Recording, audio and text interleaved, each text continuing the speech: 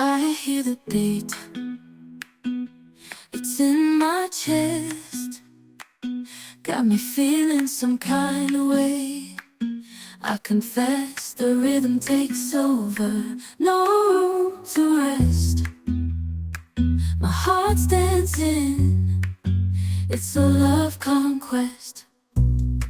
Oh, the melody, it's smooth and sweet. Hi guys, welcome back to my blog. तो कैसे हैं आप सभी? आई होप आप सभी लोग बहुत अच्छे होंगे, मस्त होंगे। और आप सभी के यहाँ सर्दियाँ कैसी पड़ रही हैं? हमारे यहाँ तो दिल्ली में सर्दी ज़बरदस्त हो चुकी है। तो वैसे तो मेरा दूध दही का काम सुबह का होता है निवी को छोड़ने के टाइम, पर आज सुबह इतना ज़बरदस्त कोहरा था कि बिल्कुल भी बाहर जाने का मन नहीं कर रहा था। हवा बहुत तेज़ चल रही थी।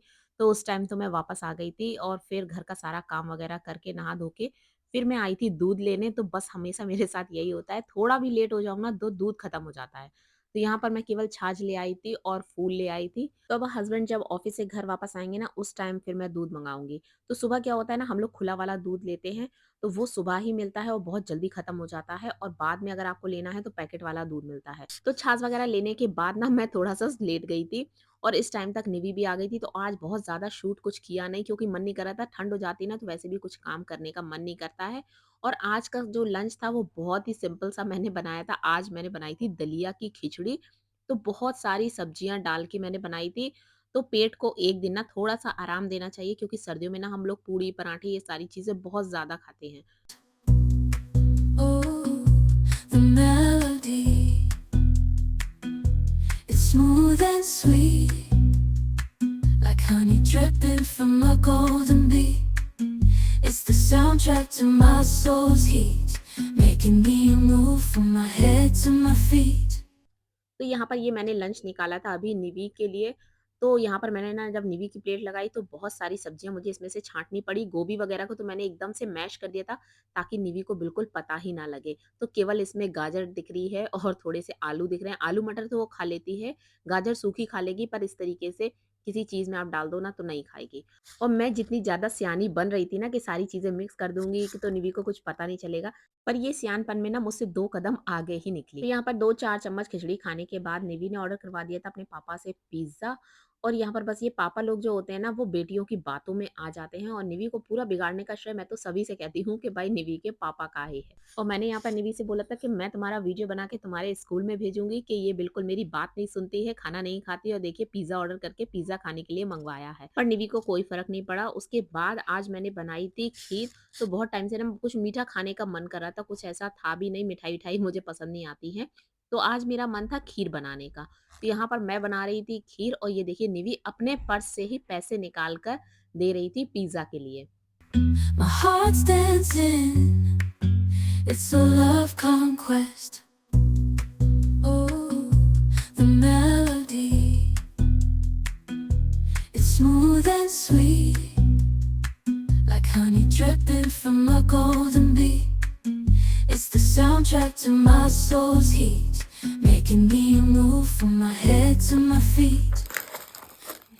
ऐसे पढ़ा जाता है।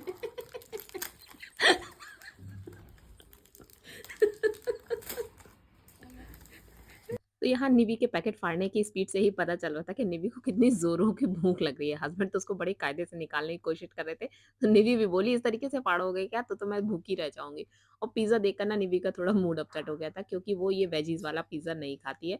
उसको मार्गरीटा पिज़्ज़ा, एकदम सिंपल वाला पिज़्ज़ा ही पसंद है।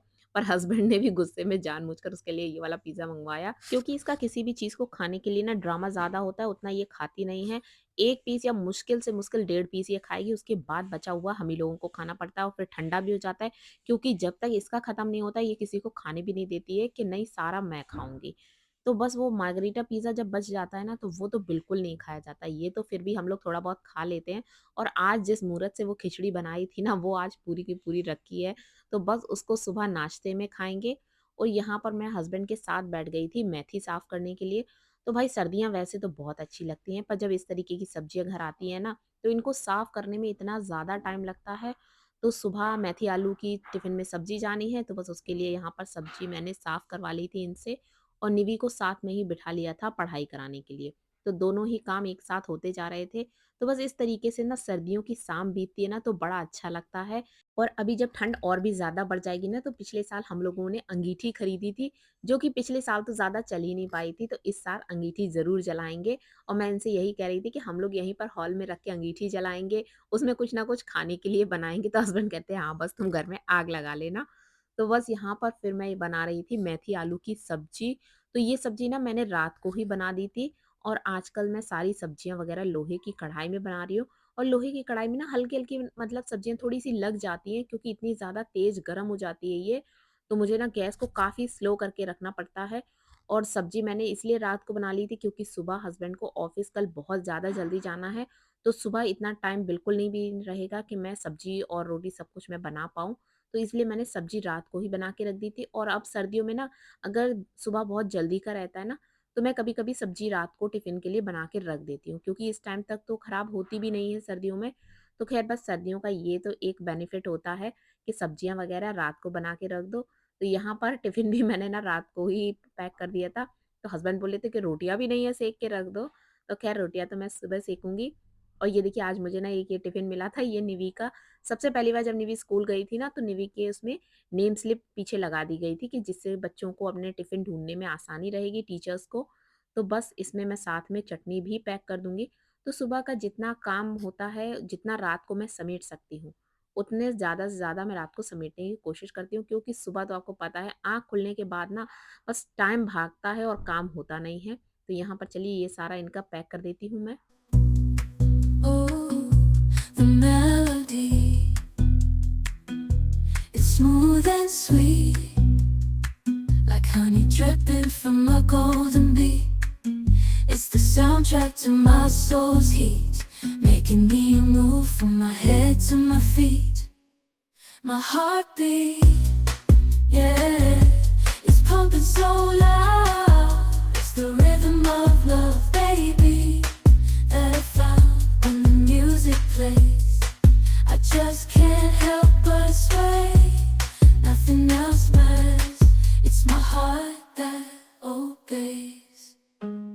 तो मेरा तो दिन-रात सारा काम हो चुका है और सुबह की भी तैयारी हो गई थी, पर यहाँ पर निवी को नींद नहीं आ रही थी, क्योंकि निवी की होती है डेली हैंगिंग एक्सरसाइज़। तो बस निवी ने पापा के साथ वो एक्सरसाइज़ की। और यहाँ पर जब भी हस्बैंड एक्सरसाइज़ करते हैं ना, हैंग करते हैं, तो मुझे इतना ज़्यादा डर लगता है कि कभी ऐसा ना हो कि ये जो छत है वो गिर जाए। तो हस्बैंड ने भी बोला कितने लोग ऐसे हैं जो पंखे पे लटक जाते हैं, तब क्या छत गिरी है? और मुझे ना हमेशा इनसे ऐसे ही एग्ज़ाम्पल की उम्मीद रहती है। तो यहाँ पर फिर मैं आ गई थी अपने बालों में ऑयलिंग करने के लिए, तो तेल तो निकल नहीं रहा था नारियल का तेल। तो मैंने उसको ना थोड़ा-सा गर्म पानी में गरम कर लिया था और अब अपनी मसाज करूँगी। और आजकल ना ब्लैंकेट भी ओढ़ते हैं और साथ में पंखा भी चलता है, अजीब-सा मौसम होता है। तो चलिए दोस्तों, आज का व्लॉग आप लोगों को कैसा लगा? आई होप आपको पसंद आया हो। पसंद आया हो तो वीडियो को लाइक कीजिएगा, चैनल पर नए हैं तो सब्सक्राइब करना बिल्कुल मत भूलिएगा। फिर से मिलते हैं आप लोगों से, बाय-बाय।